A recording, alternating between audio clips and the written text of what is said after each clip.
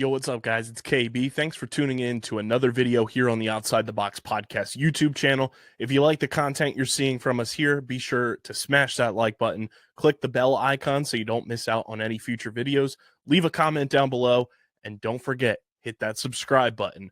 And now let's get into another original video here on the Outside the Box Podcast YouTube channel. Welcome into episode 17 of the Outside the Box College Lacrosse Show. I'm your host, Uncle Deej. Across from me, nephew Hoots. We're going to get into everything that happened in this last week of college lacrosse. We got tournament play going on, quarterfinals in both men's and women's. Same thing going on, D2, D3 men's. Lots to talk about there. We got some Lars Tiffany, Virginia action to talk about there, as well as that popped off on Twitter earlier today. But before we do that, just want to let you know to please subscribe to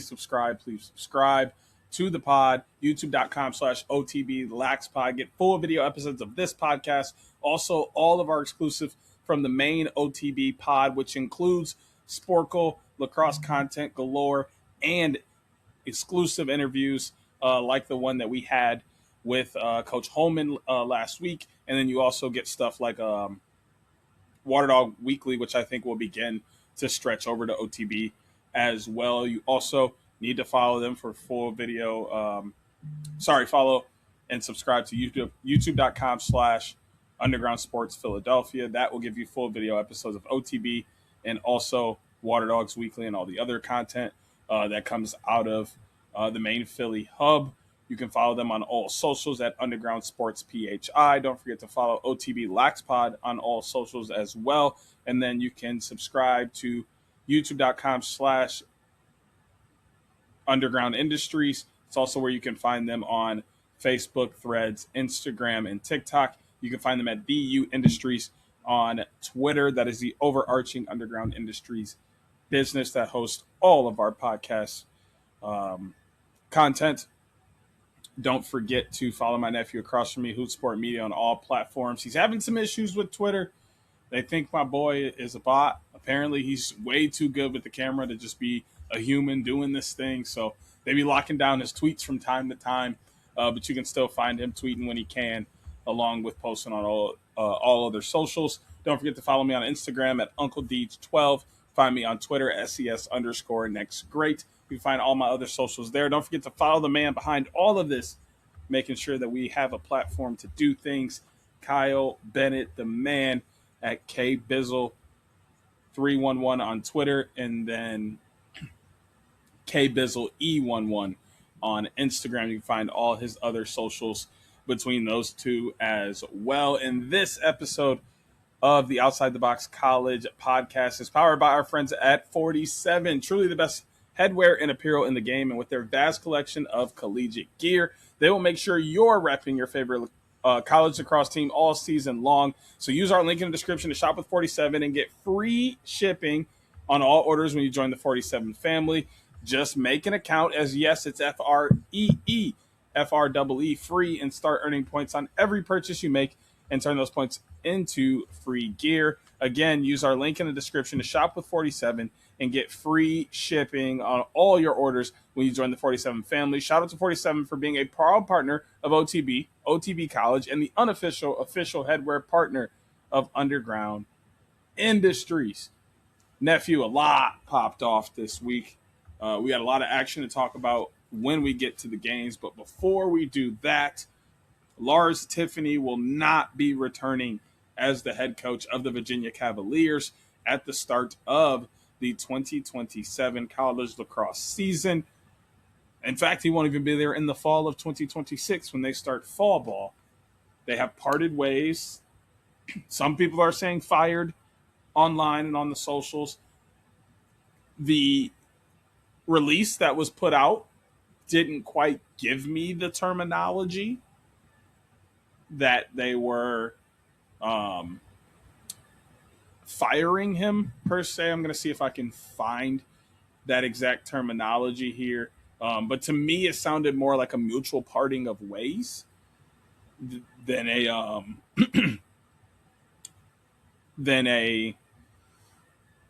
hey, we're done with this guy. this guy isn't doing it for us. It's not enough. So we're moving in a different direction. But your initial thoughts before we talk a little bit more about some of the discourse thrown on Twitter. Yeah, I don't have many thoughts. I thought it was weird that it was first reported about a week or so ago and then immediately got turned around and said that he agreed to a 1-year deal. And everyone was like, why are you only doing a 1-year deal? And now we're back to he's gone. So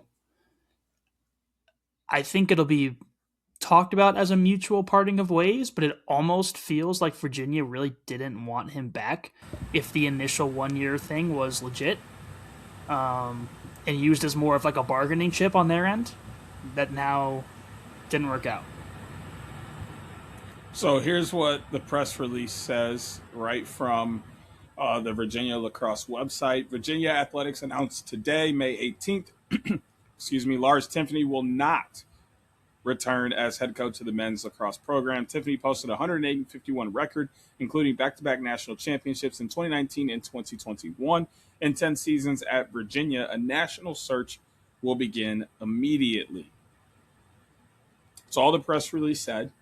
As I said, it didn't say they were moving on from him per se. It didn't say he was resigning. It just said he won't be returning. So there's no real way to say what exactly transpired, who initiated, the conversation, how the conversation went, what was really the final decision in that conversation, other than he won't be in Charlottesville, Virginia next year. I'm not going to say he was quite fired. I'm not going to say he quite resigned. The best way I can put it is that they mutually decided to part ways until we hear definitive facts that it was something of one of the two, where he went in and said, hey, I'm resigning because this isn't working anymore. Or they went, hey, Lars, we're going to go somewhere else because we don't feel this is working anymore. The best and safest thing to do is to put it in the middle and say, they both said, you know what, maybe we should try something else. But with that being said, some people said there were some players and maybe even some parents and outside sources who went to complain to the AD about Lars. The most important part of this that I want to put out before we put any words on this is neither myself nor you, anyone we know, or granted, anyone else on social media has been in the locker room, been on the playing field, been in the practice field, been in the film room, been in individual meetings and study tables and weight lifts or anything else with this team to know the dynamic of the team between Lars Tiffany and the players, individual players and Lars Tiffany, the coaching staff as a whole and players, the coaching staff and Lars Tiffany. We don't know the inner workings of this program at all. We're hearing rumblings that Dad, Mark Millen, may have been one of the people to approach and make some words about this. There was some swirling about McCabe, maybe, being one of the guys to come forward and say something.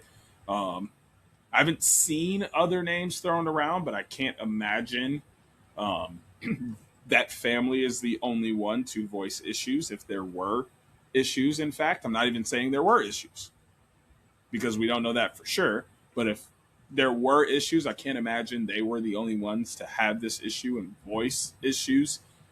We just haven't had any definitive names posted online to put with these rumors to say, oh, this player, that player also came forward. But they did say players. They didn't say player. So it can't just be McCabe. They put an S on it for multiple, which means other players also had grievances to bring forward as well. But essentially the conversation around McCabe was that they didn't like he was running out of the box and felt he should have been playing his natural position of attack. And then obviously, like I said, other rumblings of other players and families moving forward and saying they would like a change or something to be done. I just want to say, first, shout out to the man, Matty Nest, You had this thing right from the very beginning. You came out and said, hey, I heard from some peeps that Lars ain't going to be here come August. There's going to be a new face in Charlottesville. But he also said, hey, it's rumors. This is not a definitive fact. It's just what I heard, and I'm throwing it out on the pipeline. He said it might be true, it might not. This is all true. He never definitively came out and was like, hey, I'm 100% saying Lars ain't going to be there.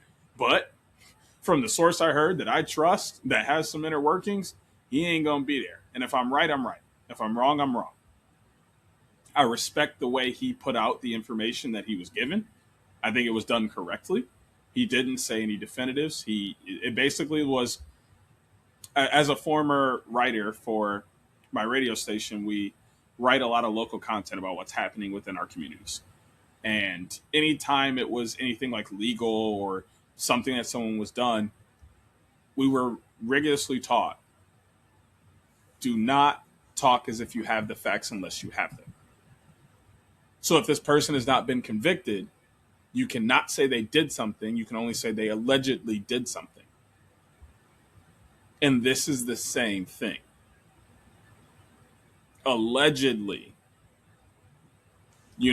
this is what's going to happen. That's what he said. Allegedly, this is what's going to happen.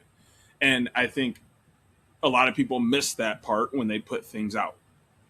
They forget to put that allegedly, or this is rumors, or this may or may not be true, and then people come back to sting them, which I think is valid. What Ness did was correct. He went about it prime, the almost perfect etiquette for putting out questionable information. So I did want to give him his props there, which I think he deserves, not only from me and us, but from a lot of people out there, because a lot of people kind of came at him sideways when he threw the information out as if he didn't do it correctly, and then don't want to walk back and, give him his flowers correctly, which I don't agree with. But we see that happen within lacrosse Twitter a lot, and really a lot of other sports and forum Twitters for that matter. So it's not a lacrosse specific thing, not getting on y'all individually. I just wanted to show the respect that OTB College, myself and you had for the work. I guess journalistic is the best way to put it, journalistic work of Ness there. But then the other part is, some people are like saying like, oh, this is a very bad move, which for some part it is. Yeah. He just won 2 national championships not too long ago. He just made the tournament this year after winning the ACC, like the tournament. Like, it's not like, his resume isn't there and he hasn't had success over 10 years. I mean, he was well above 500. He was 57 games above 500. It would have taken years for him to even be close to 500. Years of bad seasons at that to be close to 500. So it's not like he didn't deserve the job. But the other piece that they were saying was bad was, you're allowing 20-year-olds and their families essentially to run and make decisions. Newsflash, y'all. They are a college institution. So guess what basically all of their decisions are based on? How well do the 18 to 22, 23-year-olds enjoy their experience at that college, whether they're playing a sport or not? And specifically with the AD, all he cares about is if those 18 to 23-year-olds, etc., are enjoying their time playing their sport. So if they come with grievances that are valid grievances, I would imagine that AD is going to do something about it to keep the money coming in, because that's his job. His job is to keep the athletes and the coaches happy so that they continue to produce, to put out good products so that people come and they make money. That is an AD's job through and through at a college. And in schools, high schools and lower, it's a little bit different. There's a lot of other things you have to do. In college, that's your job. And if you're not doing it correctly, you get fired as an AD. Especially at a big-time Division I college, Power 4 like Virginia is. So if multiple players come in with grievances, or their parents on top of that, and they're valid, I would imagine you either A, which I can't imagine they didn't do, have conversations with said coach about how things can change and that the athletes can be happier and having success without chastising or making the coach like completely change, because you can't make like that kills someone's like ability and confidence in their position. You can't go, hey, you're doing everything wrong, you need to change who you are. It's not how that works. You just find a way to manipulate. I wouldn't even say manipulate, just find a way to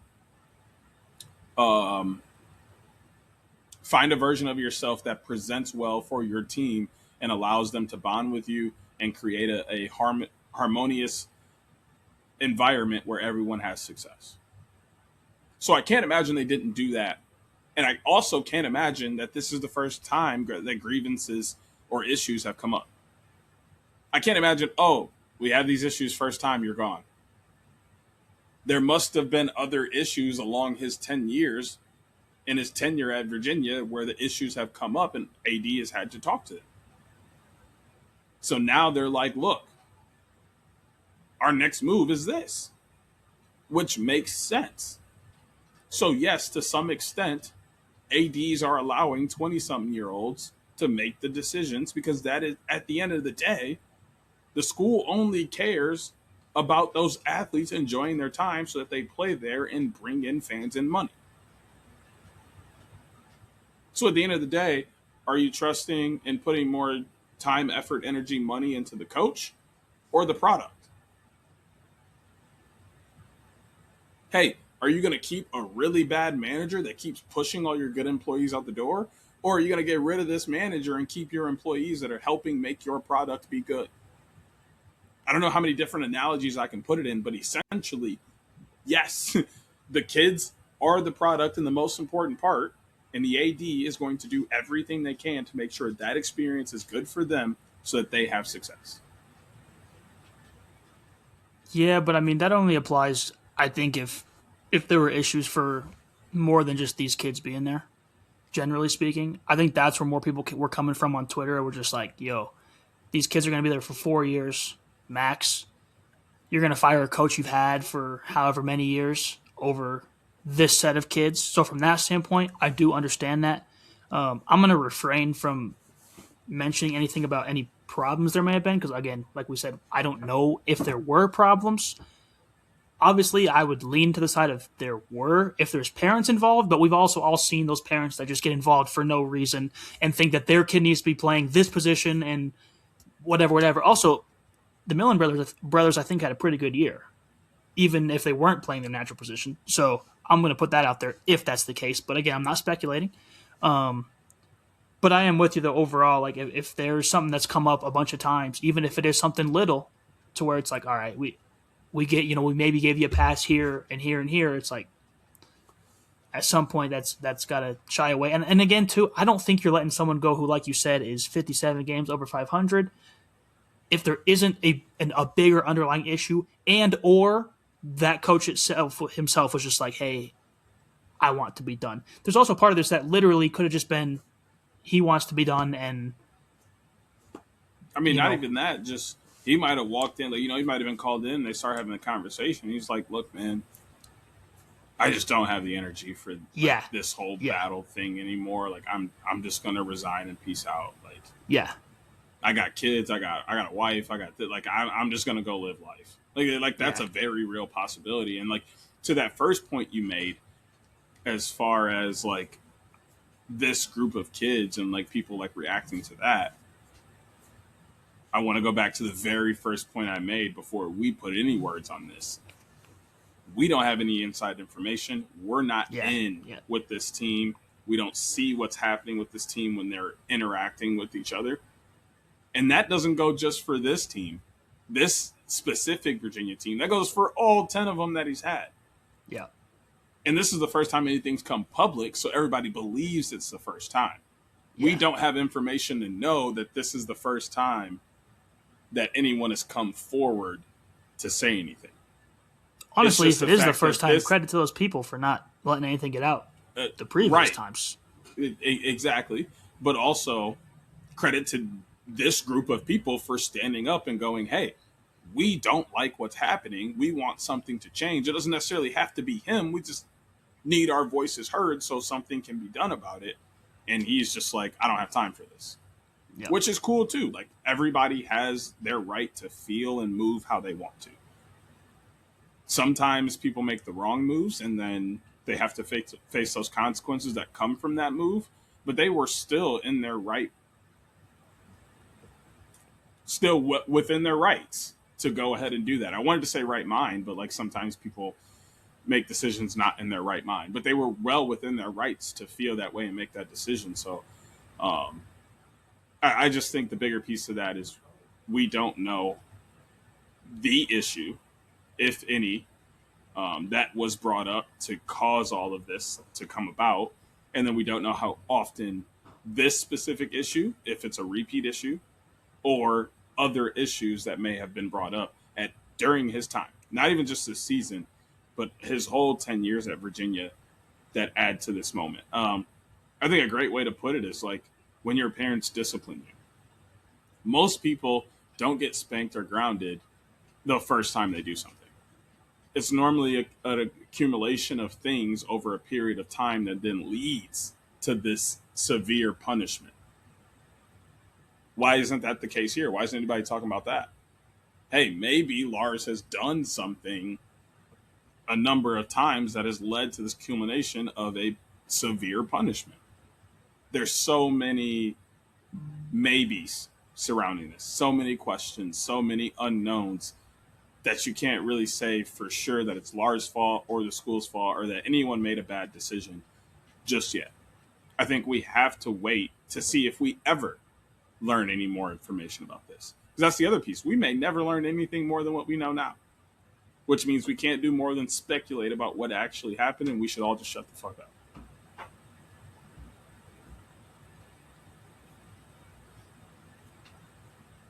I don't know if you have any last words on this before we get into the real meat of the episode. Nah, I mean, like you said, unless we know more, there's not really anything to say. And I'd hate to speculate and have someone clip it and be like, "Oh, so you said this happened?" And Nah, I don't. I don't know. I don't have anything. Any dogs in this race? Hey, I wouldn't even say nothing to him. I would just drop the link to the episode and be like, "Watch Facts. the full segment." Facts. Watch the full Facts. segment and tell me where in there did I not say that I was speculating the entire time. Hey, you got to cover all your bases these days. Hey, all of them. You saw how they did Nest that first day. Yep. We're not saying anything.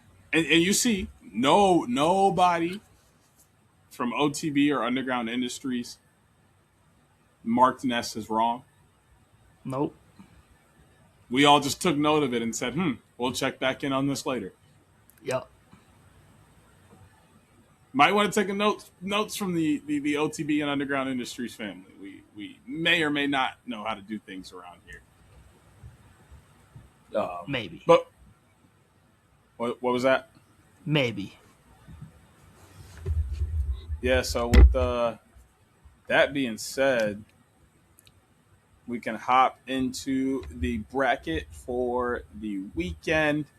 I think we should start with a team that you're going to have to end up talking about for probably quite some time tomorrow, so we can keep it short here, pretty much like the game was. I think the game was relatively short because it was over pretty fast. At the end of this game, it ended up being 16-6 Duke over Georgetown as Duke continues to roll. The Connor brothers combined for 2 points on the night. Rory with a goal, Liam with an assist. Jack Ransom had 2 goals, an assist for Jake Bickle, 2 assists for Patrick Krogan, a goal for Lucas Dumaine, a goal and an assist for Joe Cesare, and a goal for George Acton.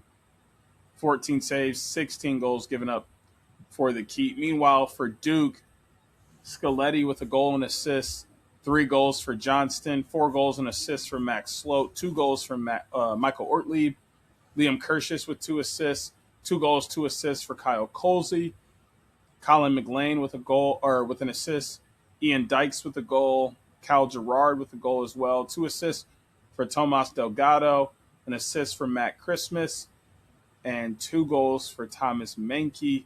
12 saves, 6 goals given up for the Keep in this game. Duke literally dominant from the very first face-off in this game. It looked as if Georgetown had no business being in the quarterfinal with Duke. If you ask me, had you thrown up these two teams and then said, hey, one team before this game was coming in at 9-3, and the other team was coming in at 11-3, who would you say who was who? After, right? Like, after looking at the score, you would imagine Duke's 11-3 coming into this game. And they weren't. We know the story behind Duke all season. We know how good Georgetown looked within the Big East and how they basically rolled to that championship over there. Many people, including our boy Brian Nose Lax, felt good about them from the beginning of the season and felt that they had a chance to make a real run. And then Duke came out and said, hey, yo, the Blue Devils said what up. And the clock strikes midnight for Georgetown because this thing's over.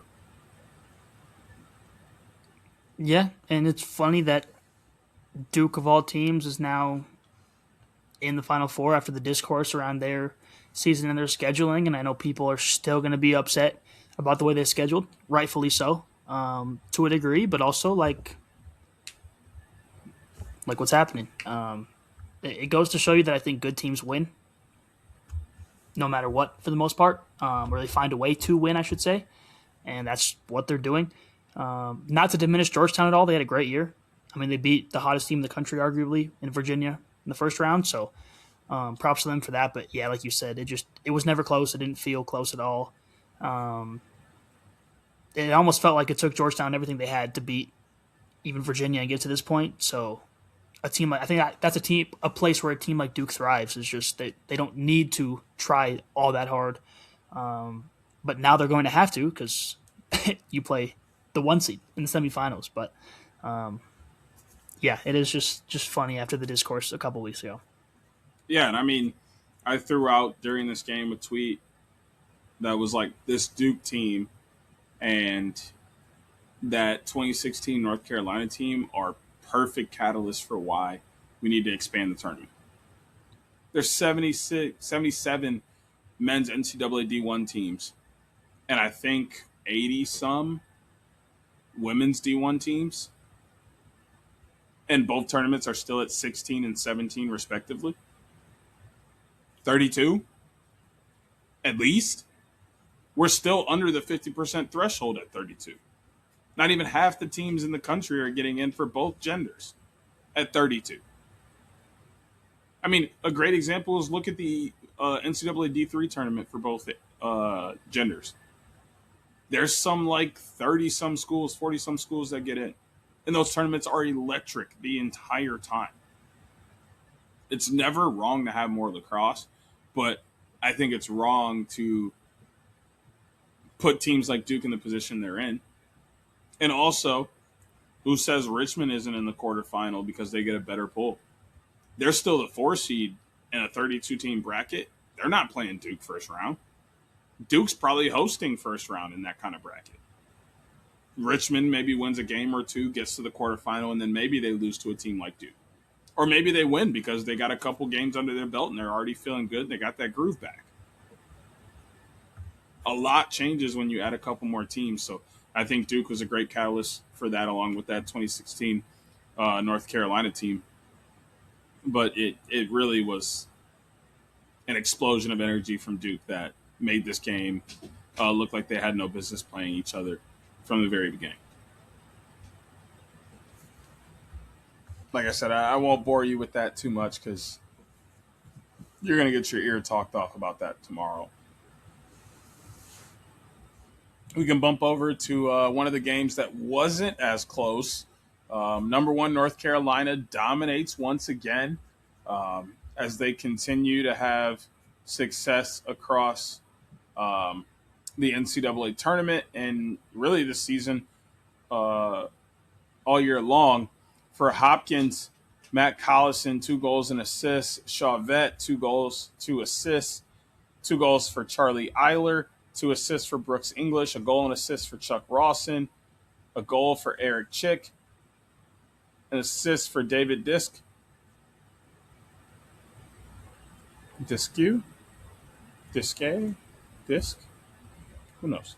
A goal for Jameson Smith, and 9 saves, 15 goals given up for Orange and Linus. Notre Dame, Luke Miller, 2 goals and assists. Josh Yago, 4 goals, 3 assists. Matt Jeffrey, 2 goals, 3 assists. Will Engrick, a goal and assist. 2 goals for Will Maharis. Brock Behrman, 2 goals and assists. Brady Pokorny, 1 goal.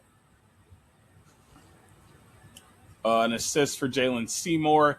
Christian Alqueca had a goal in this game as well. 6 saves, only 9 goals given up for Thomas Richard Cadelli, also known as Rico.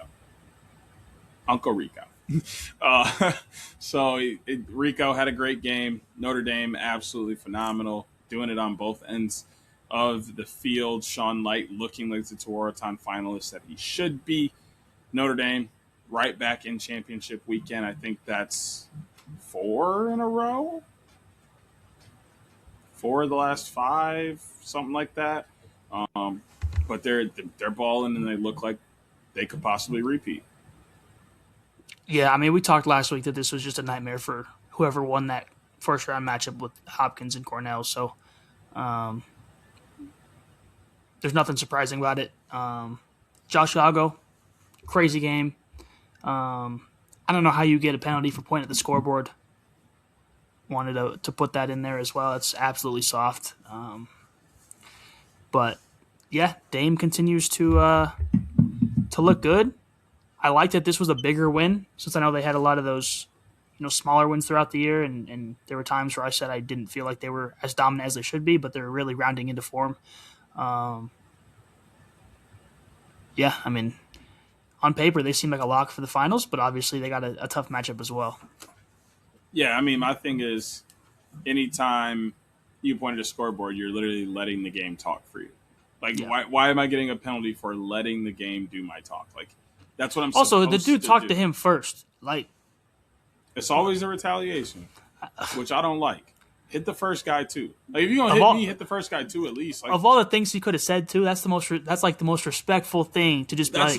Like literally, bro. He didn't say a single word. He's just like, dog. Like, I'm hooping just like you're trying to. Like, yeah, that's it. Yeah. Like, I'm not upset with that at all. I really wish it wasn't a penalty. But yeah, like you said, just was a tough matchup for Hopkins coming in. Notre Dame almost at the peak of their game. Tough matchup for them coming up next week, which we'll talk about in just a few moments as we get through the rest of the quarterfinals for men's D1. Another game that wasn't quite as close, but definitely had close times. I don't want to say that. Like, this game was close throughout the game, but at the end, one team was able to pull away from the other. These ads are killing me. Jack Ian Atano had an assist. Luke Wallstrom with an assist. 3 goals for Chase Robertson, the transfer from Utah, who was phenomenal in the midfield for Penn State. Andrew Beard with a goal. Kyle Lehman, 2 goals and assists. Alex Ross and Mark Waters each had a goal. John Jude Constantine with a goal. And Liam Matthews, a goal and an assist. 17 saves, 14 goals given up for Penn State netminder. Meanwhile, Penn State, Tucker Wade, phenomenal in the midfield for the Tigers. 4 goals on 9 shots, 6 of them being on net. Chad Palumbo, he helped out too. 2 goals, 3 assists, 11 shots, 6 on net. Parker Reynolds, 1 goal, 2 assists. John Dunphy, a goal, 2 assists for Nate Kabiri. Colin Burns, 1 goal, 1 assist. Quinn Kramer, 1 goal. Cooper Mueller, Jake Vanna, Porter Malkiel, and Andrew McMeekin. Andrew McMeekin each have a goal as well. 8 saves, 10 goals given up for the keep there. Princeton escapes with the 14-10 victory. Like I said, there were moments where this game was tight. There were tie games within this game. There were runs on both sides. Both teams had leads. But at the end, it was a 5-1 fourth quarter for Princeton that really ended up being the difference in this game. Hey, all aboard the Palumbo train, baby. I tried to tell folks preseason. And when we did our quick little spiel about prospects for the draft, I said I wanted Palumbo on the Woods. It didn't happen, but you saw from this weekend why. And I'll just say, I know that Anthony Kelly and Joe Spallina will have their eyes on this guy, but I can't imagine they'll be the only coach / GMs with their eyes on Tucker Wade. The way he shot the ball in this game and has shot the ball all year, he's been a party starter for them in the midfield on a consistent basis. I got to imagine his draft stock is not only rising this year, but will continue to rise, God forbid, an injury over the next season or two. I believe. Hey, 4 for 9 shooting. I think it'll tell me it's wild what the year he is. It doesn't. It doesn't tell us his year on the NCAA website. He is a junior. Okay. So, yeah, over the next season, I would imagine his draft stock is going to rise, and he's going to be someone on big boards. Yeah. And mock drafts for sure. Yeah. But, again, another game where the great teams find a way. It may have taken 4 quarters, but that fourth quarter was a big one for the Tigers. So, I don't think they can do that in the semis, but thankfully, because they were the 1 seed, they can kind of afford to do that a little bit more in this round. And I think this Final Four is just about where we would have had it, coming in on paper. Yeah, I'm going to touch in on that comment here after we get through the last game, because I did a pretty good job predicting the MDW Final Four weekend. Our last game of the quarterfinals last weekend was arguably the best game. Another game that was really tight. Another game that had lead changes, back and forths, tie games, lots of energy, big hits, arguments back and forth, chatter, penalties, great face-off play on both sides of this game, all up and down the field. I love what we saw out of the Syracuse, North Carolina game.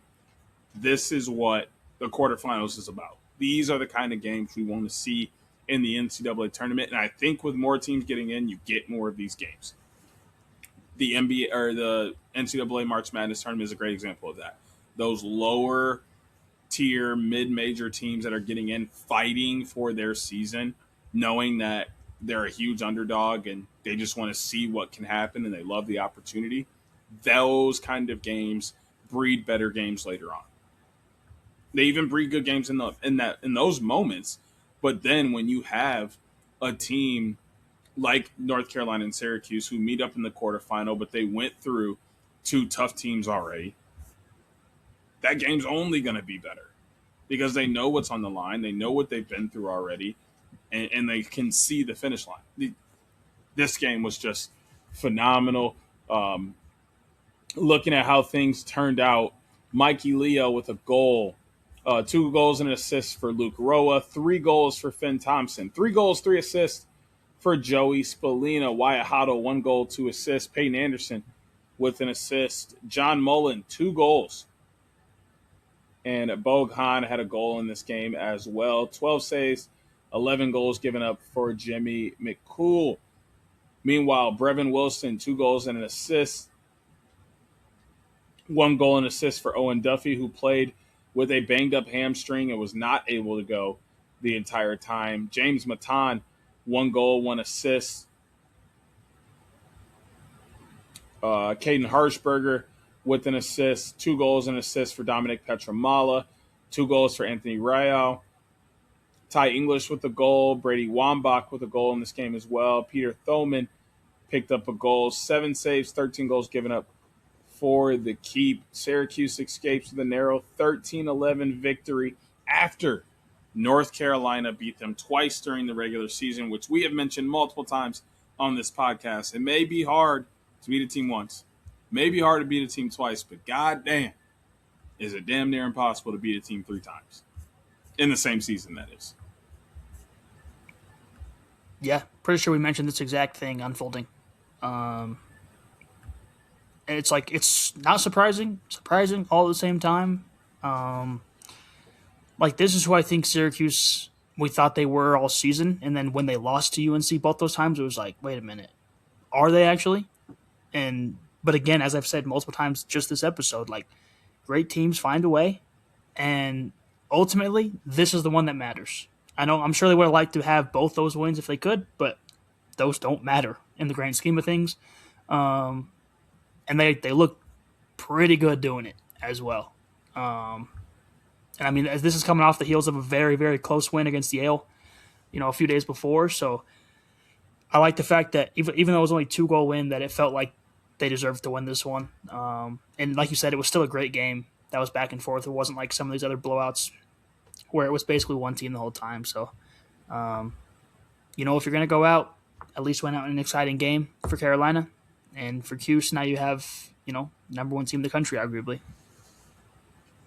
Exactly. And I just wanted to say, you talked about how we pretty much threw this out there, as far as like this Final Four on paper is what a lot of people kind of maybe were looking at. My initial Final Four from maybe like halfway through the season was Princeton, Notre Dame, Syracuse, and Richmond. So I'm 3 for 4. 75% is great. And also, I'm sorry, Richmond beats Duke. I think they're here. I think they would have beat that Georgetown team. I feel great about the picks I made. Duke just is a hot team at the right time. So the Final Four Memorial Day weekend is going to be Notre Dame versus Duke and Syracuse versus – Yes, Syracuse versus Princeton, right? No. Notre Dame. Notre Dame versus Syracuse, Duke versus Princeton. That's going to be our Final Four matchups. We'll swing back on the men's side of things here in just a moment. Looking over at women's D1, their bracket here, which also just got through the quarterfinals, had some phenomenal games. Did you get a chance to peek in on any of these games? Because I think that'll determine where we start. Yeah, I watched a bit of the Carolina-Stanford game. That was the only one I caught live. But from what I remember, it didn't necessarily feel close. Oh my gosh, these ads. You weren't kidding. Terrible. I know it wasn't a huge, blow up by any means, but the entire time I just really kind of felt like UNC just kind of had it in their grasp. But again, like I said, it wasn't a huge blowout, and it was actually a really solid game to where it was like, hey, they actually could come back at any point here. But UNC is just UNC. They're 18-1 for a reason. And, great run for Stanford, I guess, for, being unseeded. And you go in, you beat 7 Michigan, 13-12, and to get to this point. But, this is similar to the men's bracket. Like, preseason, we all could have told you UNC was going to be here. Oh, yeah, no question. And they've been dominant all year. Basically, really that one game cost them the 1 seed. They don't lose that one game, I'm sure they're the 1 seed and they're rolling. But it didn't really matter. They were pretty much set for championship weekend from the very beginning of the season. Heartbreaker of a game. Well, Maryland handled Navy 14-10. Not a lot going on there. 14-11 for North Carolina over Stanford. Both of those games really kind of just in control by the winning team for the majority of that game. The other two, far, far, far, far better games, far tighter games. The emotion, the energy, the action, you could see it all being poured out on the field as it was happening.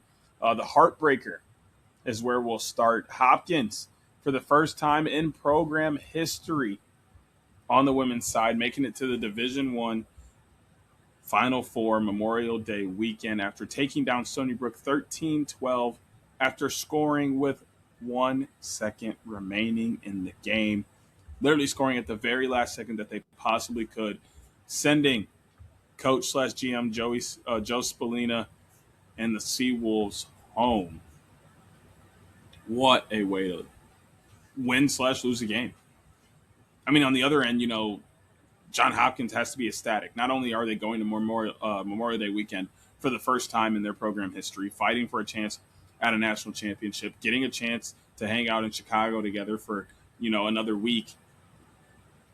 But you won on a crazy hype play that has to be juicing you.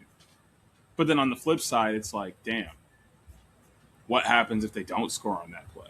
Do we win in overtime? Are we the ones going to Chicago? Are we going to Memorial Day weekend? Well, what about that time we get to spend together? It's such a crazy experience to have a game and like this and know that there's two sides of that coin. Yeah, I mean, I don't have anything to add. I mean, sometimes that's sports, but yeah, when you are right there and you're like, okay, we maybe have a second to breathe and regroup, to then just being like, oh, wait, that's it. That's losing always sucks, but losing that way is even worse. I'd almost rather be blown out, honestly, than have that happen. Yes. But as someone who's lost a game in OT because I was the reason why, I wish we would have got blown out that game. Yeah. At least if you get blown out, you can just say, well, they're the better team. We obviously are not ready for this. Yeah. It doesn't hurt as much as feeling like you could have won the game and then it was taken away. Yeah. Oh, that's a great transition to talking about a game's taken away. Let's get to that other quadrant. Nah, for real. Northwestern takes down Colorado. The game of lacrosse slowly pretty much being taken out of your hands. All that's left for the Denver Outlaws out there for right now. How you feeling? Well, I went to the rival school of Colorado, so I'm not a fan. I don't really care. But I do care that it feels like there were several missed things in the overtime periods. First off, on the flip side of scoring with 1 second left, Colorado scored with 4 seconds left to tie this game to go to OT. Electric. And I'm not going to sit here and act like I know every women's lacrosse rule and can tell you what should or should not be called. But based on the videos I'm seeing, there was at least 3 instances where Colorado fans were texting me saying, how is this not called? And the fact that none of them were called is beyond me. And so to lose by 1 in double OT is... I just can't. I have no words. That would hurt more than I think any loss ever. Killer. Especially you never want to leave it in the ref's hands. Those plays suck, but that's really what it comes back to. Is refs should make better calls. They should be better at their job. It shouldn't come down to a few blown calls or whatever, but at the end of the day, that's the thing. It shouldn't come down to those calls. You have to handle the game yourself and take care of the things that you are in control of. It's a bummer way to lose for Colorado, but it does set the scene for our women's Division I national championship that is going to be in at Northwestern's field right outside of Chicago. Northwest, it's wow. Were we blessed this year? We get 3 ACC teams on the men's side and then a plug-in from the Ivy League. On the women's side, we get 3 Big Ten teams and a plug-in from the ACC. These semifinal games and championship game are going to be great. You can't tell me they aren't going to be. Northwestern is going to take on John Hopkins. North Carolina takes on Maryland. looking over at D2, they're on a quick pace over there. They've made it through both their quarterfinal and final. So Adelphi takes down Pace 12-5. Tampa takes down Lewis 12-8. Malloy beats St. Anselm 12-7. Anderson from South Carolina beats Lenore Rhine 9-7, which set up semifinals of Tampa and Anderson from South Carolina. Tampa wins 13-7, a little bit closer there. I mean, Tampa's still a one seed in this tournament, has been a one seed and a perennial top team in D2 the last 5, 6, 7 years. So not really a lot expected to change there. They make their appearance back in the championship game for the first time in a couple of years as they look to solidify things over this Memorial Day weekend for themselves. On the other side, Adelphi does what Adelphi does. They absolutely dominated in this game to get themselves back into the championship game. They won 19-4. I can't imagine this game was ever close. A couple really good saves by their goalie that made their way onto Twitter and other socials over the weekend. But they're looking to go 2 for 2 and to send their midfielder, Kyle. Oh, what's his last name? Smith? Is it Smith? I'm the wrong person to ask. I'm going to pull up the PLL draft page real quick. Phenomenal podcasting people. My apologies. I should know this kid's name. We're sorry. We'll do it again next week. Facts. So, y'all love it, so it's fine. Yep. We need to put the elevator music. Facts. 2026, 4th round. Kyle Lewis. I had the first name right. So at least you can give me that. Kyle Lewis, their midfielder. They're looking to send him with back-to-back national championships on to the PLL, where he will be joining the Water Dogs. That's where he was drafted, the Philadelphia Water Dogs. So not far travels for him either from Adelphi over to Philadelphia. So their championship game in the Division II realm is Adelphi versus Tampa. That game will be Sunday, May 24th at 4 p.m. down at Scott Stadium in Charlottesville, Virginia. And then things went down in the D3 realm. As we talked about last week, Hope making it to the quarterfinals from the MIAA, had a chance to represent and see if they could make magic happen and get themselves into the Final Four. But as we all know, the clock strikes midnight on every Cinderella story. And unfortunately, midnight struck for Hope against Bowden. Bowden takes down the Flying Dutchman 20-7 to punch their ticket into the semifinals. Tufts dominates York 22-9. Wesleyan from Connecticut takes care of Christopher Newport 15-7. RIT downs Babson 21-14. That set up semifinals of Tufts versus Wesleyan, RIT versus Bowden. Two of these teams have played each other in multiple national championship games before. What if I told you they're going to do it again? RIT downs Biden 16-12 in what was a very good game, very competitive game. But RIT able to do what you have said 1,000 times over on this podcast. Great teams find a way to win. And then on the other side, Tufts, utter dominance. As John Googs put on Twitter earlier this week, Tufts is fooling around with Wesleyan like they're playing a JVB team. And he's not 23-7 is crazy in a national semifinal. But Tufts went out and did what Tufts does, punches their ticket to the national championship game right alongside Tufts. Their game will be Sunday, May 24th at noon. Tufts versus RIT once again. That's D2 and D3. Coming up for D1 Women's, North Carolina versus Maryland will be Friday, May 22nd, 3 p.m. Following them on Friday on the 22nd, 5:30 p.m. or, pretty much 30 minutes after that North Carolina-Maryland game ends will be Northwestern Johns Hopkins.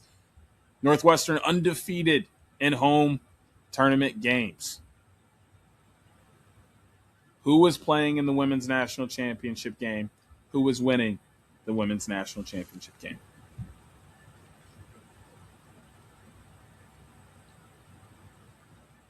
UNC. Who will they be?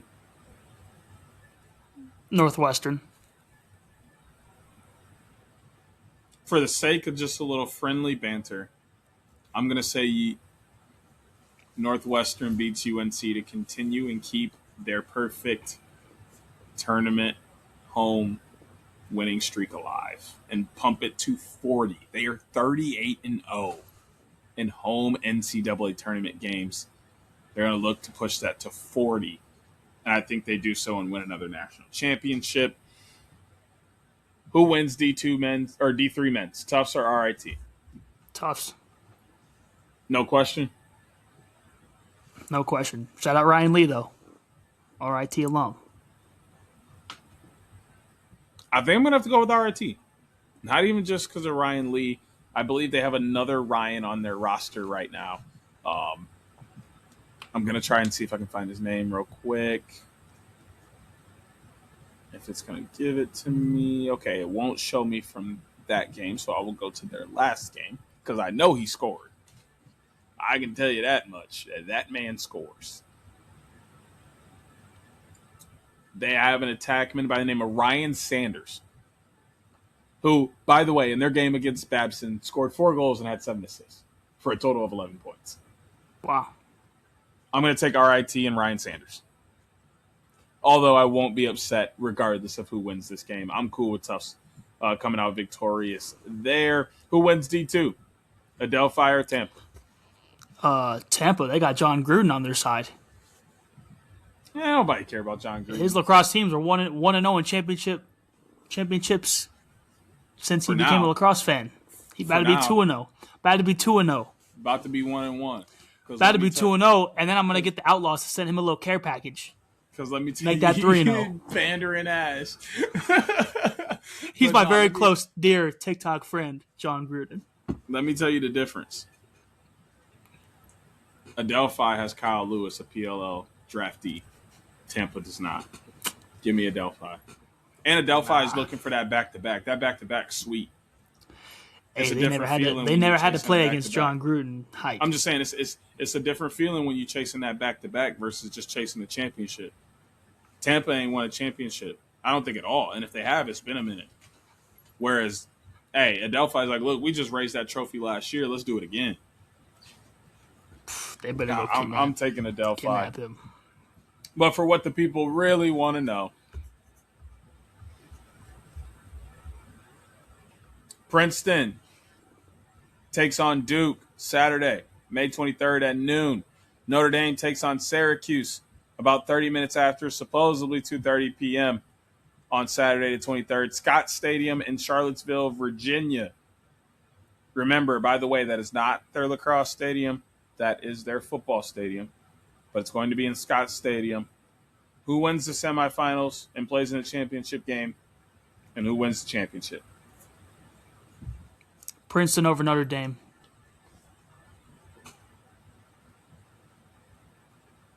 I'm going to say Cuse over Princeton. I think this is the year Cuse gets it done. They're rolling right now. A lot of good energy behind them. They just won a couple high emotional games. When you look at who they've played this year in the tournament already and how those games have fared for them, I think that kind of leans on their side. So I'm going to take them to take down the other Ivy League team so we don't get an all ACC championship game. The run out, half of the run out ain't going to like what we just said. Hey, but that's okay. He going to have to like something because Princeton will win the title. I don't know how he's going to watch this game and be unbiased. He can't. Well, he can. It's a win-win for him. Yeah. It's a win-win for him. Hey, it's only a win-win if Princeton goes on to complete the Well, the no, he'll mission. feel great if Duke wins. Nah, but I'm saying if Princeton wins this game and then goes and loses in the championship, Oh, yeah, it's a it's loss. gonna feel awful. It's a loss for sure. Yeah.